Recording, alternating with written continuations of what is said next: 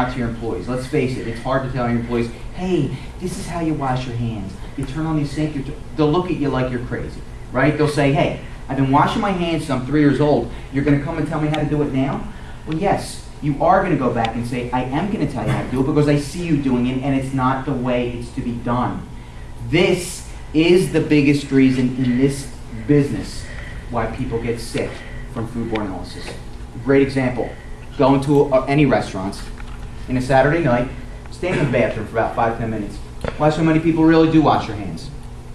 Half of them might not even do it. The other half might do something like and walk right back out. Don't even bother doing it if you're going to do it that way. But the steps of it, guys, I got to go over it. 20 seconds is the number that they like to use is the actual process of scrubbing your hands. I'm sorry, the whole process should take 20 seconds, but the actual scrubbing of your hands should take somewhere between 10 and 15 seconds, as this is going to state right here. But the process is to rinse, apply the soap, scrub the hands for at least 10 seconds, rinse, and dry the hands. It sounds silly, doesn't it? But it is your job to get this information out to your employees. Let them know the importance of it. Because customers don't perceive food safety the way that you do. You see it as the way time temperature abuse or cross-contamination. The way your customers perceive food safety, guys, is this. The way that they see things. A lot of restaurateurs, they know to keep that bathroom clean because a lot of people will come in and the first thing they do is go into the bathroom. And if they see trash piled up in the can or there's no soap in the dispenser, they may walk right back out. And call me. What's that? And call me. Absolutely. In some cases, it just might happen. All right.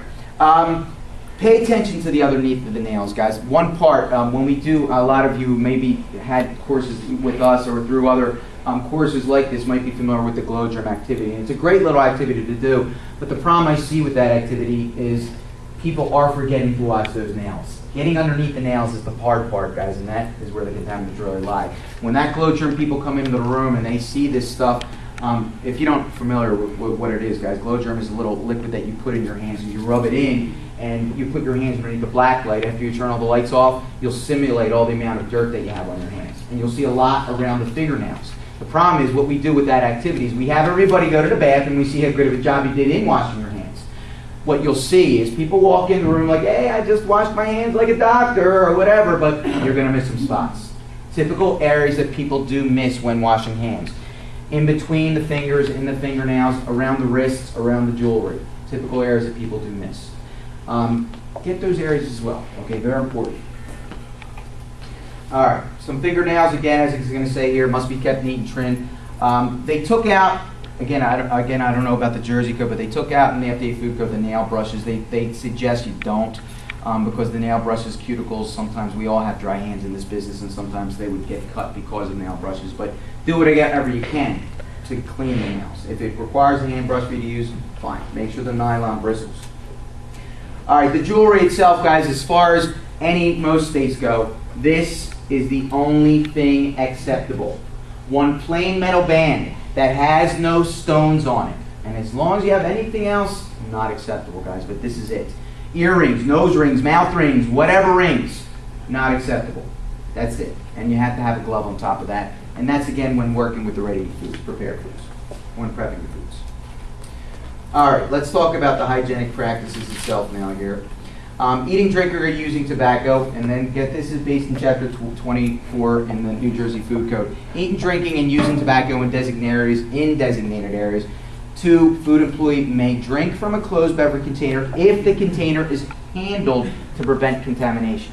You can have something to drink. I think that would be a lot to ask anybody who's prepping the foods, but having something there for them, make sure it has a covered container of some kind, lid, something like that. You can ask me questions, guys, as I go through these things, okay? Like I said, I want to do a little give and take here. Please, stop me at any point. Let me know if there's something else you want to talk about or you want to go in a little bit more detail. All right, sneezing, coughing, runny nose shall not work with exposed foods, clean equipment, utensils, linens, or unwrapped single-service or single-use articles. These things can't be used. Hair restraints are a must.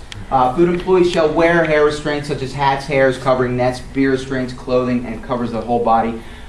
Look, I will suggest hats over anything else. I like hats. I like the idea of carrying That hat, again, I was just never a fan of hairnets or bandanas, although you can use them in most jurisdictions. The idea of having a hat covers your whole head, because everybody here carries staff, and a lot of people are prone to doing something like this, and even with that hairnet up there, you're going to do it anyway. So if you have the hat on, you might take the hat off before you decide I'm doing that. Might make you think twice about having to have to wash your hands. You mean like a baseball cap? Yeah, right. All right, the food itself, guys, again, the temperatures. Now, the temperatures that we're going to talk about here are simply the numbers that we're asking be the minimum. If you go beyond what these do, that's fine. As far as cooking goes, guys, let's talk about it. Safe cooking temperatures means heating all parts of raw animal foods, such as eggs, fish, meat, poultry, foods containing these raw animal foods, to a temperature and for a time that complies with one of the following methods based on the food that is being cooked. We'll talk about the different ones, 145, 155, 165. All of these will be 15 seconds, and let me explain what it means. Again, you cook something like a pork chop. You cook it at home on your grill. You're going to take the pork chop, you're going to put it on your grill, you're going to wait for it to be ready. When you think it's ready, you're going to take the thermometer, put it in the pork chop, and if it stays at 145 for more than 15 seconds, you know you have cooked it correctly. Just to make sure everybody understands how that works. Because a lot of people think, well, I turn my oven on to 350 degrees, 400 degrees. Again, we're talking about internal temperatures of the product. All right, these things need to be cooked to 145. Yeah. It said raw eggs. Yeah. What if you do like eggs over easy or something? It's not going to get up to We will suggest, and I know New Jersey does not require this, but we would suggest the pastor training to have a consumer advisory on your menu. Eating raw foods or undercooked foods could be potentially hazardous to your health. You want something to protect yourself in a court of law. Judge Judy doesn't care about what you tell her. She cares about the paperwork that proves you're doing these things. And having that little piece of paper on your menu could just protect you. I am